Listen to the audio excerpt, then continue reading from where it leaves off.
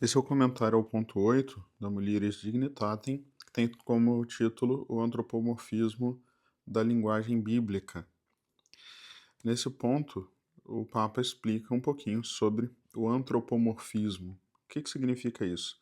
Significa que a linguagem bíblica fala de Deus, atribuindo a Deus coisas que são próprias do ser humano. Por exemplo, quando fala que Deus se arrependeu, Deus não pode se arrepender, só o ser humano pode se arrepender, né? Ou quando diz que Deus se entristeceu, né?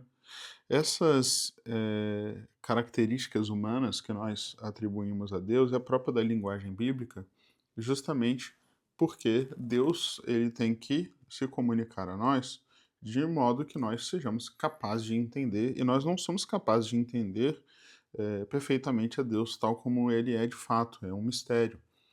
Então, Deus fala com linguagem humana, faz uso de conceitos e imagens humanas para se comunicar. E essa comunicação de Deus, ela já manifesta, inclusive, um pouco daquilo que nós falávamos, de que existe uma semelhança entre Deus e os homens, né? Nós somos criados à imagem e semelhança de Deus.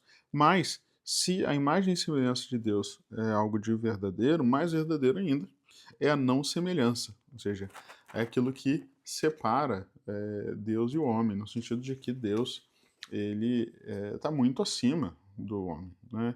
E nós não somos capazes de compreendê-lo. E uma das coisas mais importantes sobre isso é quando nós atribuímos a Deus coisas que são propriamente masculinas ou propriamente femininas. No, na Escritura, nós temos momentos em que Deus fala de si mesmo com características masculinas e temos momentos que Deus fala de si mesmo com características femininas. Deus, ele não é nem homem nem mulher, portanto Deus, ele não é um varão, não é homem, não é masculino nesse sentido, como Deus também não é feminino, não é uma mulher. Deus é espírito, Deus não tem sexo, né? No entanto, o fato de Deus falar de si, às vezes, né, como com características masculinas e às vezes com características femininas, mostram mais uma vez como Deus é a imagem, né, o homem é a imagem e semelhança de Deus, tanto o homem como a mulher. Evidente que Deus, a partir do momento que ele se revela como Pai, né, nós chamamos Deus de Pai e tem um motivo para isso, né? Mas isso não significa que Deus seja um homem, não é? Como muitas vezes Deus compara, né?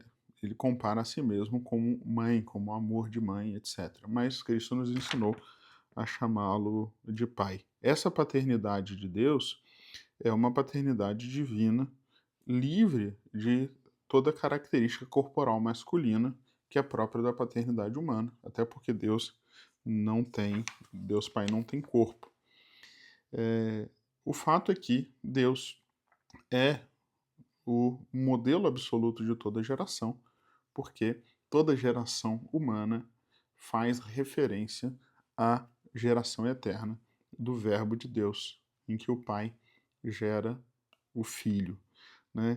Toda paternidade, toda maternidade humanas trazem em si semelhança, analogia com o gerar divino, com a paternidade divina, que é totalmente diversa da paternidade e da maternidade humana, mesmo mantendo a semelhança de analogia.